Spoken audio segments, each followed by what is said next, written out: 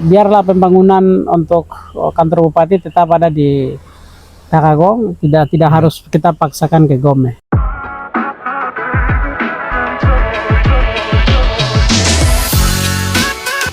Selamat sore. Kali ini kita berjumpa di alam terbuka dan kita sambil nikmati suasana alam di tempat ini. Kita akan berbincang-bincang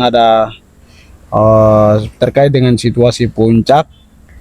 Kemarin ada berita atau isu-isu bahwa ada pemindahan ibu kota dari Karago ke Gome, sehingga ada sedikit keributan antara masyarakat dengan mahasiswa, terus juga antara pemerintah sedikit keributan. Ini yang kita sedikit bahas dan membaca situasi di Kabupaten Puncak. Oke, terkait ini menurut Kakak Amis bagaimana? Mungkin bisa memberikan pandangan terkait pemindahan ibu kota ini yang menguntungkan itu apakah masyarakat setempat ataukah pemerintah atau siapa yang akan menguntungkan? Menurut Kakak seperti apa? Oke. Terima kasih, Dey. Siap. Sudah undang saya di sini. Ya.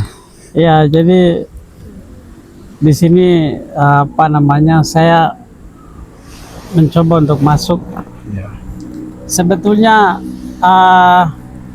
saya tidak menjelaskan terkait dengan situasi yang pemilik hak wilayah di atas, siapa yang punya, kemudian marga apa, keturunan apa, terus wilayahnya dari mana ke mana. Saya tidak bahas di situ karena di bagian itu mungkin saya tidak punya kewenangan untuk membahas itu. Ya. Tapi saya lebih memberikan pemahaman terkait dengan dampak daripada pemindahan ibu kota atau pemerintahan Puncak itu ke Gome. Jadi menurut saya yang pertama itu, kalau misalnya kita bicara tanah, itu bicara tentang manusia.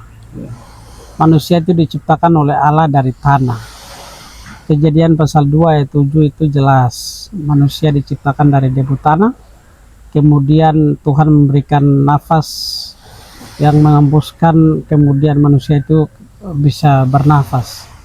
Jadi siapapun manusia yang ada di muka bumi ini menjual tanah, berarti dia menjual dia punya diri sendiri. Betul. Itu hal yang paling pokok, paling pertama sekali itu tuh, dan perlu harus dipahami semua sehingga kita tidak sembarang menjual tanah. Yang kedua, saya ingin kembali lihat ke masa lalu, di mana ketika dulu sebelum ada pemerintah, sebelum ada agama dan pemerintah, kenapa orang tua itu mereka perang? Perang itu timbul karena ada dua persoalan. Yang pertama itu karena tanah, yang kedua karena perempuan. Tidak ada perang yang dulu karena perang ini, dan tidak ada. Dulu itu hanya karena dua itu, orang tua perang. Antara satu suku dengan suku lain, atau antara satu marga dengan marga lain. Nah, jadi kenapa orang tua mereka dulu perang? Hanya karena perampasan tanah oleh marga lain atau oleh suku lain. Karena menurut orang tua dulu, tanah itu merupakan sumber kehidupan. Yang mereka hidup karena tanah itu. Ketika tanah itu hilang, maka mereka tidak akan hidup, mereka tidak bisa hidup. Itu dulu. Ya. Sehingga tanah itu wajib harus dipertahankan. Ya. Tanah itu warisan, tanah itu kekayaan, tanah itu spiritual. Ya, tanah itu budaya, identitas pribadi dari suku yang mendiami di tempat itu. Ketika hilanglah tanah, maka segala sesuatu yang tadi saya jelaskan itu semua hilang. Betul. Nah, jadi orang tua yang hari ini misalnya dari wilayah Gome, kemudian memberikan kepercayaan kepada pemerintah untuk mengelola tanah supaya ada pembangunan kantor bupati, kantor DPR, dan kantor-kantor dinas lainnya itu. Saya ingin sampaikan satu hal, bahwa hari ini orang tua harus berpikir ketika orang tua memberikan tanah itu kepada pemerintah, maka secara tidak langsung eksistensi daripada masyarakat pribumi yang ada di situ itu hancur. Hancur, betul. Terutama tanah yang memberikan hidup kepada mereka itu hilang, hancur. Sebelum ada pemerintah, orang tua dulu mereka sudah pernah hidup dari tanah itu. Sekarang saya mengajak kalian berpikir bahwa dari tanah itu seberapa banyak keuntungan yang memberikan kepada kalian sehingga kalian bisa hidup dari sejak dulu sampai dengan saat ini. Kemudian sejak adanya pemerintah, itu pemerintah berapa banyak yang mereka memberikan kehidupan kepada kalian sehingga kalian bisa ada sampai saat ini. Kalian bisa bandingkan. Jawabannya pasti saya tahu bahwa pemerintah itu bantuannya sedikit. Betul. Lebih banyak kalian dapat bantuan, kalian hidup karena tanah. Ya. Jadi tanah itu kalau hilang, habis atau diambil alih oleh pemerintah untuk dibangun kantor bupati, kantor DPR dan segala macam, Iya. maka mata pencarian daripada masyarakat pribumi itu akan hilang. Hilang, betul. Habis. Apalagi Gome itu kan hanya dia tak kurung tuh, hanya tidak Betul. lebar juga, hanya tak kurung dengan itu gunung, jadi memang susah. Betul. Jadi beberapa marga yang kemarin sempat viral di grup yang ketika kemudian menyerahkan tanah kepada DPR dengan Pak Bupati itu perlu dia harus berpikir bahwa ketika dia memberikan tanah itu kepada pemerintah, maka sebaiknya dia tidak boleh bikin anak, tidak boleh bikin keturunan. Betul. Karena tanah yang harusnya dia po anak bikin rumah, dia po anak cari makan, itu sudah diberikan kepada pemerintah. Betul. Maka selanjutnya anaknya dia itu hidupnya akan di mana? Iya. Iya. Kalau sudah bangun kantor bupati berarti ini tidak bisa masuk lagi itu masyarakat. Tidak bisa. Otomatis sampai selamanya. Otomatis. Iya. Kalau sudah ada pembangunan, kalau sudah ada pemindahan ibu kota, itu akan selamanya. Selamanya, iya betul. Bukan 10-20 tahun atau bukan 5 tahun masa kepemimpinan Pak Elpis dan rombongan. Betul. Tapi ini akan berlaku selama seumur hidup. Betul. Maka orang tua harus berpikir baik sebelum memberikan tanah kepada pemerintah. Itu kedua. Yang ketiga, itu ketika ada pemindahan ibu kota, ketika ada pemindahan pemerintahan, itu tidak hanya sekedar pemindahan pemerintahan toh, tapi ada pemindahan atau ada perluasan atau ada pembangunan pos TNI Polri, ada pemindahan atau penambahan transmigrasi. Iya. Ya, karena watak pemerintah itu selalu anggap bahwa adanya transmigrasi itu dapat membantu kemajuan ekonomi, mempercepat pembangunan, sehingga orang-orang Jawa itu pasti akan ditempatkan di kota Gome itu supaya mereka menguasai ekonomi di situ. Berarti otomatis yang masyarakat setempat dong akan kemana tidak tahu. Masyarakat setempat itu mereka akan terpinggirkan, mereka akan termarginalisasi. Tidak tahu mereka akan hidup di bagian gunung di atas kah, mungkin di Omugia sana atau di bagian dalam sana di mana. Pokoknya ya di sebelah gunung lah. Itu kan Gome kan itu kan dikelilingi oleh gunung. Jadi itu tidak ada tempat yang luas untuk masyarakat bisa ditampung. Betul. Jadi masyarakat yang sudah ada sekarang ini itu kalau kemudian diganti dengan pembangunan, maka kehidupan mereka, kebebasan mereka itu, ruang hidup mereka akan hilang. Betul. Iya. Jadi orang tua yang dari atas memang perlu harus berpikir baik sebelum memberikan tanah itu kepada pemerintah. Karena dampaknya bukan kecil, dampaknya besar sekali kepada anak cucu ke depan. Betul.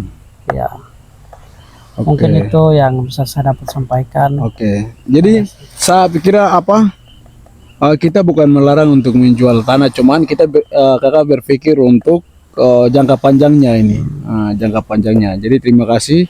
Mungkin Kak Kamis ada yang mau sampaikan pesan atau pandangan terkait pemerintah, mungkin bisa sampaikan 1-2 kata untuk pemerintah.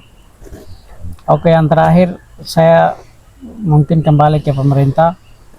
Pemerintah dalam hal ini Bapak Bupati dengan rombongan, dengan Pak Ketua DPR dengan rombongan juga, memang kita harus berpikir baik sebelum kita bertindak. Pertama itu soal pemindahan ibu kota, terus pembangunan kantor bupati dan lain-lain.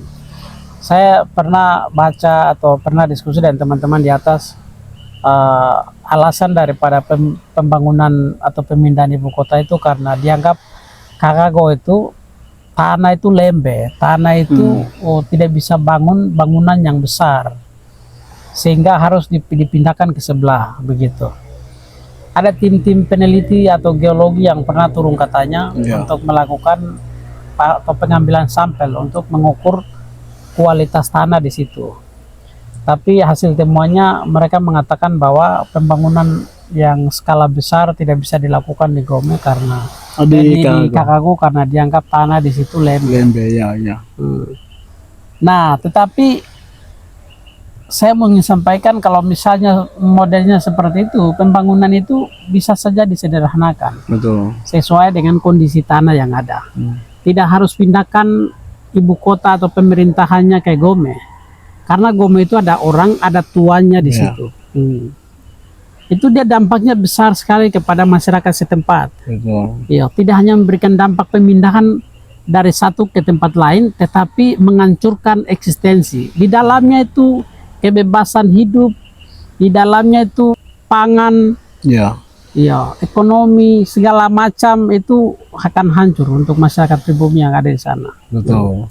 Jadi pemerintah dari saya untuk harus dipertimbangkan karena kepemimpinan Pak Elpis mungkin 5 tahun dan sisanya berapa tahun sudah tersisa, sehingga biarlah pembangunan untuk kantor bupati tetap ada di Kakago, tidak harus kita paksakan ke Gome. Kalau misalnya dipaksakan lagi, maka besok itu akan ada situasi yang akan genting akan terjadi. Betul. Iya, misalnya dari masyarakat yang menerima dengan menolak, mereka akan konflik. Atau misalnya ada orang tua di luar atau mereka misalnya bisa saja melakukan kekerasan terhadap warga di situ yang memberikan tanah kepada pemerintah. Itu bisa saja dapat ancaman dari mereka. Jadi kita jaga. Jadi bagian-bagian ini memang harus kita perlu pikir dan kita harus jaga bersama supaya dengan adanya pemindahan itu tidak boleh ada korban. Kalau ada korban berarti pemerintah gagal. Betul. Iya. Itu terakhir dari saya. Terima kasih. Oke, siap. Terima kasih. Jadi kata terakhir dari saya, mungkin sekarang ini kan daerah puncak kan daerah konflik. Jadi saya pesan juga untuk pemerintah sekarang seharusnya berpikir manusianya dulu. Pembangunan dan lain sebagainya itu dari belakang. Jadi kalau dari saya berpikir untuk manusianya dulu, urus manusia ini sudah aman, semua dapil sudah aman dulu, baru berpikir untuk pembangunan ini. Itu kata terakhir. Terima kasih sudah menonton kami punya podcast hari ini. Tuhan memberkati kita semua. Shalom.